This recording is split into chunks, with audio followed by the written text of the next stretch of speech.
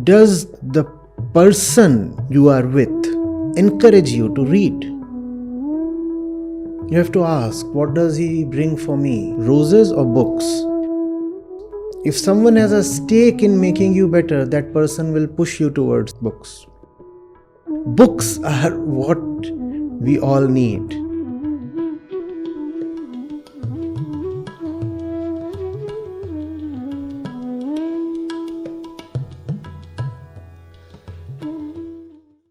Acharya Prashant ji is a powerful voice of socio-spiritual awakening in today's world.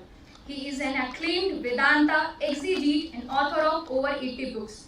He is an exponent of pure Vedantic wisdom, a vocal warrior against superstition and inner weaknesses, a promulgator of pure spiritual veganism, and an expounder of essential human freedom. May I now request our Honorable Director Sandhya Rakesh ma'am to welcome Honorable Acharya Prashant ji by presenting him a sapling.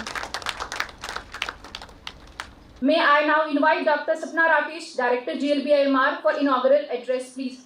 Respected Acharya Prashant ji, this team of volunteers who organized for this program today, our esteemed faculty and students. I would not have many words to say because I would not like to steal away even a couple of seconds of the joy of listening that you could have had while listening to Acharya ji. I wish to express my warm welcome and greatest gratitude to Acharya ji and also to his volunteer team who came early in the morning, have been here earlier also visiting the place and organizing for the day. I really don't need to say anything because when you would hear him, I've heard him a couple of times earlier, and I'm sure you would have watched his videos on social media also. So I really do not need to say the type of the stature, presence and impact Acharya ji has over young, especially over young minds. I'm sure in next few minutes you would get to experience it yourself. And I pray to Almighty, let these words of wisdom that you hear today, they stay with you while you make your career and life and contribute to the society. A great welcome once again and my great gratitude. Thank you so much. Thank you, ma'am. I consider it a great honor to welcome Acharya Prashant ji on the stage to share his wisdom with us.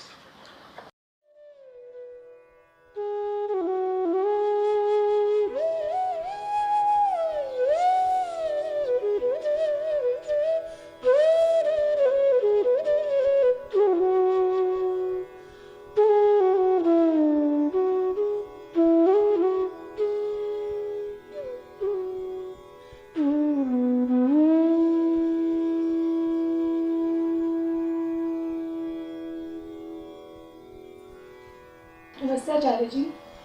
So my question is, the way we are brought up, everything is related to money. Money is always the center. But I have heard people saying that economics and spirituality can't go together. They can't go hand in hand. So I wanted to ask if there are any economic benefits of being spiritual. Thank you.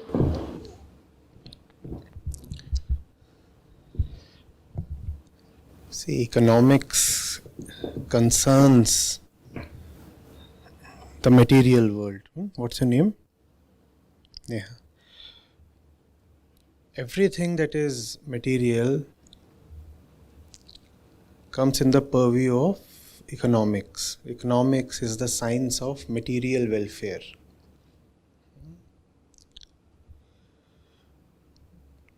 But when it comes to material, there are so many choices that you have, right? For example, at this moment, what are the material things you can see around yourself? Everything, this hall, the things we are using. Right. Let's count a few. So there is this camera, right? There's this little vase. There are these chairs, the carpet, the lights. These are all material things. How do you determine which one to go for? These are material objects, but the decision to have one of them is a subjective one, right?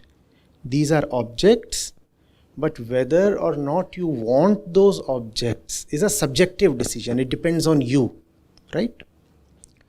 Now, how will you make the decision? How will you, for example, know whether that little plant, which is also a material being here, as we see that, whether that little plant is more valuable than this tumbler?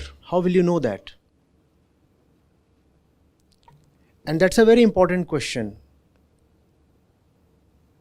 Which material object is important for me? Because depending on the importance you give to a certain object,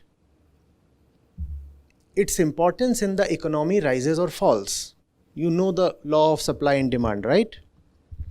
If you start wanting something, its price will rise, and everything that is related to that object, the entire ecosystem, the entire supply chain, will start prospering.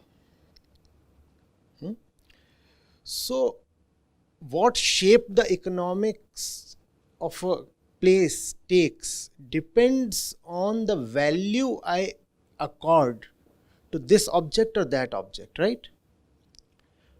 For example, jewelry. Why do you go after jewelry? I'm not talking of those who look at gold or silver as investment. But why do most people rush after diamonds or rings or necklaces or precious stones or whatever? It's a subjective decision, right? And so what happens therefore? The price of a stone rises greatly. And you work very hard to one day to come to a situation when you'll be able to afford that stone. And it's just a stone. Now, does the stone intrinsically carry that much value? Does the stone have something inside of itself, something innate to it that is very valuable? Hardly anything. It's your own subjective value system. It's your own conditioning that's telling you that you must have that stone. And to have that stone, you'll hop jobs. You may even take a loan. You may save for a long time so that ultimately you may have that stone, right? Spirituality tells you what exactly is valuable in life. If you are a spiritual person, you are unlikely to attach great value to just a metal or a stone. And can you imagine how much hardship can this wisdom save you from?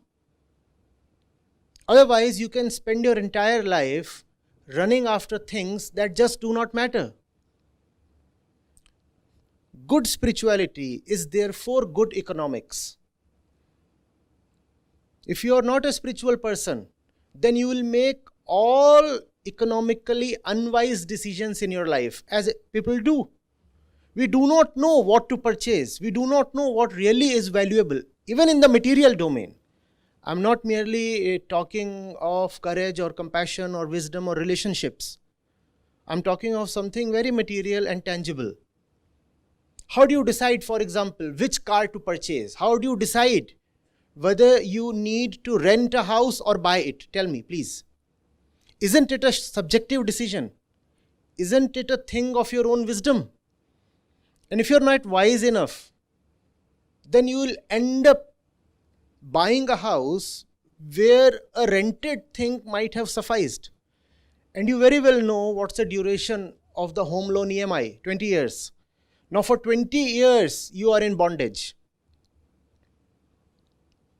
It will look like a financial transaction. A certain amount is deducted from your bank account every month. But what has happened is actually a spiritually unwise decision.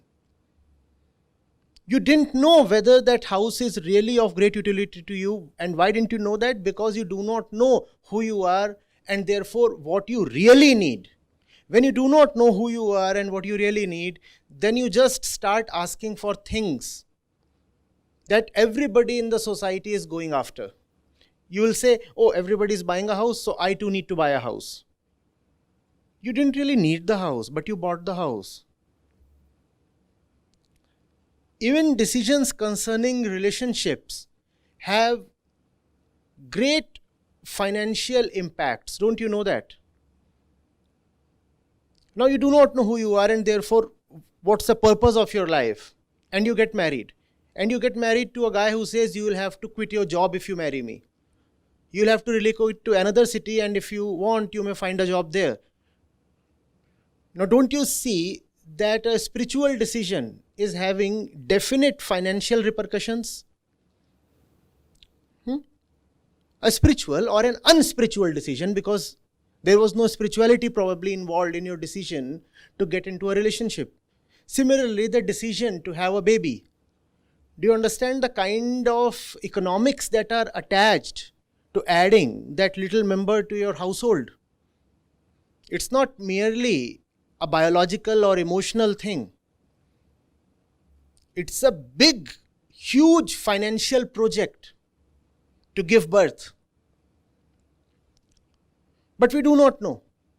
And when we do not know what to do with life, then we keep on taking stupid decisions that ruin us, even in the financial and economic sense. See, why do people go bankrupt? It's not necessarily because they didn't earn. Mostly it is because they didn't know where to spend. They also never had their priorities clear in life. And to have your priorities clear in life is a spiritual thing. If you are not spiritual, how will you know what to do in life?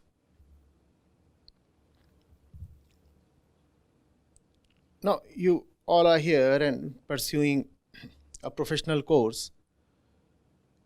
And it's possible, it does happen. I hope it doesn't happen here. That a girl like you gets a decent job in a far off city. And the parents, because they come from a conservative mindset and they don't have their minds clear, they just don't allow her to go that far away to work. Now, don't you see that conservatism has had financial costs? The girl could have gone somewhere, earned for herself, and probably also brought some prosperity to the house. But lack of spiritual clarity has prevented financial gains. You look at the stock markets, for example. Why do people lose so much there? The primary reasons are fear and greed. You invest much more than you can really afford. And when things don't go your way, you start panicking. And then you book losses. Let it be very clear that spirituality and worldliness are not two separate domains. Even to succeed in the world, you need to be spiritual. And that's the reason why spirituality is so essential. If you are not spiritual, the punishment will not be that you will be denied entry into some heaven. Heaven, etc. anyway don't exist. The punishment of not being spiritual is that you lead a very bad, a very ruined worldly life. And that includes an economic life, a ruined economic life. The fellow just does not know what to do with material objects. Instead of spending 300 rupees on a book, he would rather buy a pizza. And this is a financial transaction, right? You can spend 300 rupees on a book, or you could buy a pizza. But you do not know what to give a higher priority to. Therefore, you just splurge your money, waste it just anywhere. Even to be smart with money matters, you require spiritual insight. And that applies at the micro level, also at the macro level. You look at nations. The finance minister, for example, presents the budget. Now, what do you give a higher priority to? Subsidizing electricity or taking care of education and health? If the fundamentals, the inner spiritual fundamentals are not clear, then you will present a budget that will give freebies to your constituency, your voter group, instead of putting the money in the right place. So it is not merely the person. Even nations, actually the entire world suffers when the one making the economic decision is spiritually bankrupt. There are countries that spend an unbelievable proportion of their annual budget in just procuring arms. North Korea, for example. Now, people there are starving actually. The standard of living, the quality of life is very low. But all the money is being spent in being battle ready. Do you see how an unwise person can ruin the economy itself? Are you seeing this? The mistake that we make is we think that to learn spirituality we have to go to one person. And the world and its matters are an altogether different thing. So to succeed in the worldly domain, we have to listen to other people. That's just not right. Spirituality is there to tell you exactly what to do in this world, which object to give value to, which object to discard and give no value to. There are objects that you should not bring home even if they are available for free. And there are objects that you should bring home irrespective of how costly they are. And that kind of thing only spirituality can tell you. What is it that you must always value and what is it that you must never spend your money on? You see, you look at the life of the common man. What bondages does he carry?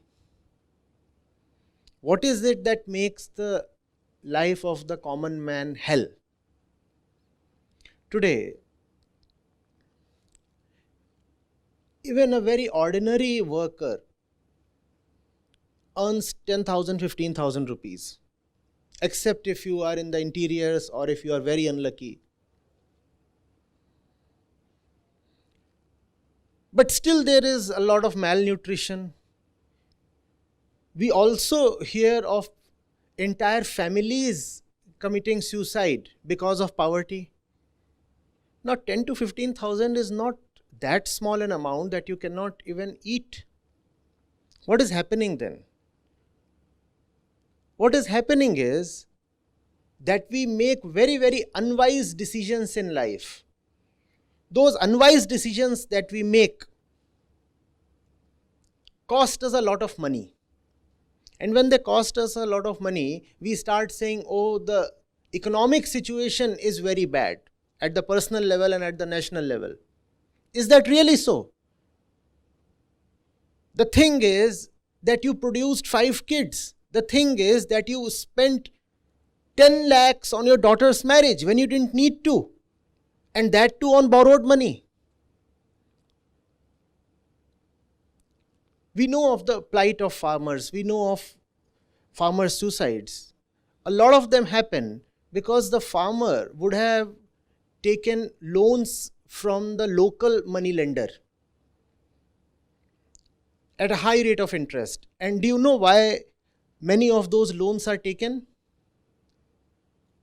For example, to take care of rituals. Somebody in the family has died, and for 13 days the rituals are there, and a lot of people have to be fed, and money has to be given to the local priest.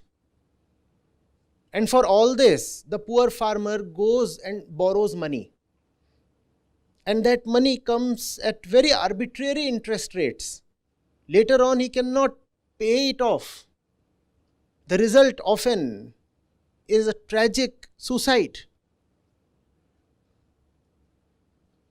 Had we been spiritual, we would have known the importance of rituals. We would have said, no ritual is so important that I ruin my life for it.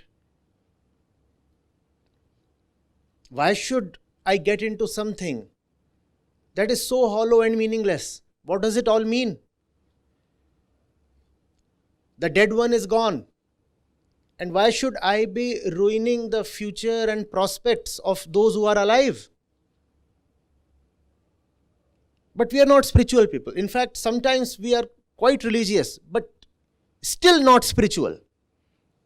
So we keep making one unwise decision after the other. And that ruins the entire life. The fellow has been told that having a boy is very important. Unless you have a son, the family is incomplete. And if you don't have a son, then your ghost will keep roaming about. Because it is the son who has to, perform the final rites when the father is gone. So the father is adamant, I want a son. But the father cannot really control biology. So one after the other, 5 daughters are born. And the father is still waiting for a son, and ultimately the 6th one is a son. Now the son is here, all right, the father can die in peace. But how will he live in peace? He has to feed these 6. And feeding these 6 is an economic project. Don't you see that? Because you are spiritually bankrupt, therefore you get into economic trouble. And then you say, oh, the country is so bad and the government is doing nothing for me. Why did you produce these many? The fellow is still unemployed. But it has been drilled into his brain that he must necessarily get married. Ditto for women. She is now 25 or 28 and everybody is getting a cardiac arrest. Oh, she is still unmarried. Now instead of getting into a career, looking after her future, she gets into the maternity ward. She could have earned a lot. Now all that earning goes for a toss. Now you have great financial hardships. Don't you want to blame your financial hardships for your spiritual illiteracy? It is your spiritual illiteracy that leads to all kinds of financial, economic, worldly troubles. We do not realize that. In fact, I'll venture to say that all the troubles that you have, even in the world, are really because we do not have spiritual education. Why do you think somebody fails an examination? You are students here. Why do you think somebody fails an examination? Was he short of time really? There was another fellow who did very well in the same exam. His day had the same 24 hours. His classmate flunked the exam. How did that happen? Did this fellow have a particularly low IQ? That's not usually the case. Why did he fail the exam then? Because his material priorities were not clear. The book is a material kept in front of you, and so is the mobile phone. Now, instead of getting into the book, this fellow was all the time getting into Instagram. And whether to get into the book or into Instagram is a decision of wisdom. If you do not have wisdom, then instead of the book, you will all the time choose shorts, reels, and then you fail the exam. And then you think that you are academically poor. No, you are not academically poor. First of all, you are spiritually poor. Because you are spiritually poor, that's the reason you are academically poor. Because you are spiritually poor, that's the reason often you are economically poor. The vice versa is not necessarily true. I'm not saying everybody who has money is spiritually rich. No, that's not the claim. Even without being spiritually rich, you can have money. For a while at least. There are accidental things that happen.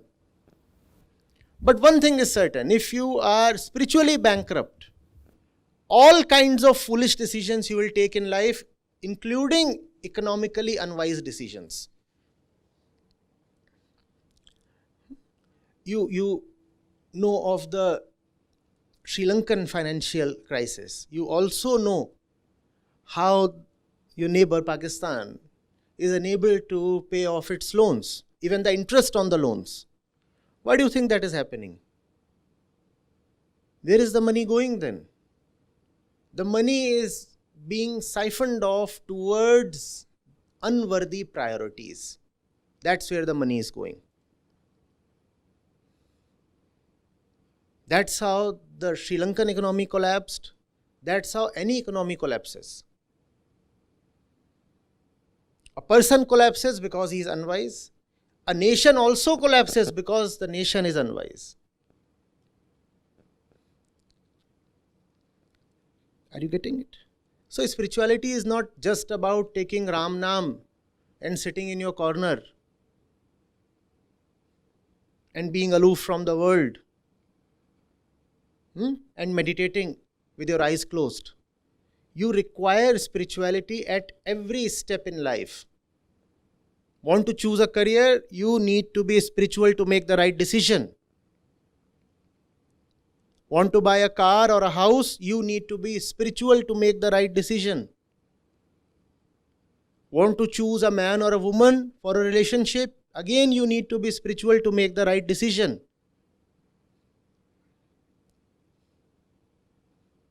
Any decision that you have to take in life will go bad if it is not taken from a spiritual point.